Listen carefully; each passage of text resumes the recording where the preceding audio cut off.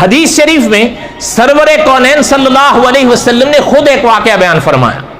حضور نے فرمایا کہ ایک شخص جنگل میں تھا، جنگل میں کھڑا تھا کہ اس نے ایک بادل کو آواز سنی کہ فلاں شخص کے باغ کو پانی دے.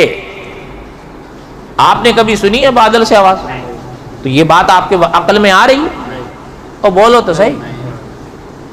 حضور نے صلی اللہ علیہ وسلم یہ واقعہ خود بیان فرمایا. حضور نے فرمایا کہ بادل سے اس شخص نے آواز سنی اور بادل ایک جانب آگے بڑھا اور پانی خوب برسا اور وہ پانی جو تھا وہ ایک نالے کی صورت اختیار کیا، نالے سے ذریعے آگے چل پڑا ایک شخص کی کھیتی کی طرف. سرور کونین صلی اللہ علیہ وسلم نے فرمایا کہ جس شخص نے وہ آواز سنی تھی اس بادل سے، وہ اس پانی کی جانب چل پڑا کہ یہ پانی کہاں جا رہا ہے. وہ چلتا گیا. حدیث شریف بتاتی ہے کہ وہ پانی ایک شخص کے کھیت میں اترنے لگا. وہ شخص آگے بیلچے کے ذریعے اس پانی کو اس کھیت میں گھما رہا تھا. اس شخص نے دیکھ لیا کہ یہ شخص وہی ہے اور اس نے ایک نام بھی سنا تھا. اس کی تصدیق کے لیے پاس گیا. سلام دعا کے بعد اس نے ان صاحب سے پوچھا کہ آپ کا نام کیا ہے؟ انہوں نے اپنا نام بتایا تو علماء نے لکھا ہے کہ وہ نام وہی اس نے بتایا تھا جو بادل سے سنا تھا. سرور کونین صلی اللہ علیہ وسلم نے فرمایا کہ ان صاحب نے ان سے کہا کہ آپ اس کھیت میں کیا کام کرتے ہو یا کیا کرتے ہو؟ انہوں نے فرمایا آپ کیوں پوچھ رہے ہیں؟ کہتے ہیں اس لیے پوچھ رہا ہوں کہ یہ جس بدلی کا یہ پانی ہے بادل کا، اس بادل سے میں نے یہ آواز سنی کہ کوئی کہہ رہا اس بادل کو کہ فلاں شخص کے بادل باغ کو پانی دے. یہ اس کا پانی ہے، اس لیے میں پیچھے چل کر آیا ہوں. یہ عادت نہیں، یہ خرق عادت ہے بھائی. آپ کیا کرتے ہو اس حوالے سے؟ اچھا، حضور نے فرمایا کہ ان صاحب نے، علماء نے لکھا ہے اس حدیث پاک کو کہ وہ صاحب کہنے لگے کہ اگر آپ یہ سب ماجرا مجھے نہیں بتاتے تو میں نے بھی آپ کو یہ بات نہیں بتانی تھی جو آپ پوچھ رہے ہیں، لیکن مجھے بتانا پڑ رہا ہے. کہنے لگے دیکھیں یہ جو باغ ہے اور اس کا جو پھل حاصل ہوتا ہے مجھے، اس کو میں 3 حصے کرتا ہوں جو باغ سے اگتا ہوتا. کتنے حصے؟ 3. فرمایا پہلا تو جیسے ہی وہ پھل اس کا نتیجہ ثمرہ آتا ہے نا، میں اس کو اللہ کے نام پہ اللہ کی راہ میں صدقہ کر دیتا ہوں. یہ پہلا کام ہوتا ہے میرا. کتنے بچے؟ 2.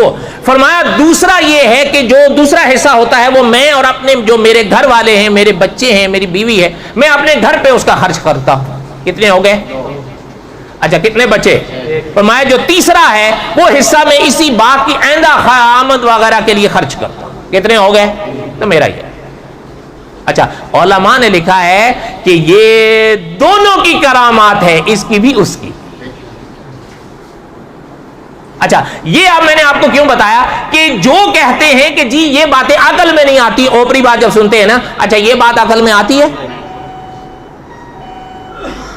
اچھا یہ واقعہ ہے کہاں؟ مسلم شریف میں.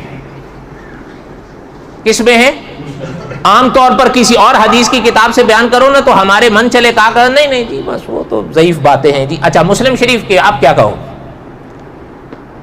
جنہوں نے خرق عادات کا انکار کیا انہوں نے یہاں بھی انکار کیا. نہیں جی یہ کیسے ہو سکتا ہے؟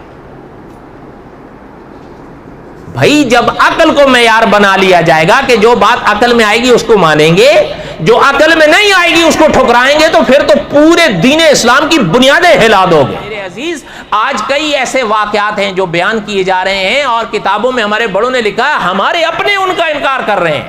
کیوں؟ وہ کہتے ہیں عقل میں نہیں آتی. اچھا ہم یہ کہتے ہیں کہ جو تمہارے پاس آ رہے ہیں ان سے پہلے پوچھو صحیح وہ خرق عادت کے قائل ہیں صحیح. اچھا ایک بات ذہن میں رکھیں آپ، ایک لفظ ہے نا معجزہ اور ایک ہے کرامت. معجزات اور کرامات انہی کی جمع ہے. انبیاء علیہ الصلوۃ والسلام کے ہاتھ پہ اگر یہ بات جو آپ کو اور مجھے انوکھی لگے اوپری، وہ کہلاتی ہیں علماء کی زبان میں معجزہ، اور جو خدا کے ولی کے ہاتھ پہ ظاہر ہو وہ کہلاتی ہے کرامت. یہ اصطلاحیں ہیں. اچھا اب ذرا غور کریے گا کہ دھیان میری طرف رہے ورنہ بات نہیں سمجھ میں آئے گی. اگر کوئی شخص معجزات کا قائل نہیں ہے وہ کرامات کا قائل ہو سکتا ہے؟ سوال ہی نہیں پیدا ہوتا. جو معجزات کا انکار کرے گا کرامات کا تو وہ پہلے ہی انکار کر چکا ہے، اس لیے اس سے پہلے آپ کرامت کے بارے میں کیوں پوچھ رہے ہو؟ اس سے پہلے معجزات کے بارے میں پوچھو، اس لیے کہ علماء عقائد نے لکھا ہے کہ کرامات جو خدا کے اولیاء کے ہاتھ پہ ظاہر ہوتی ہیں وہ اللہ کے نبی کا صدقہ ہوتا ہے۔ جو شخص معجزات کا قائل نہیں وہ کرامات کا کب قائل ہوگا؟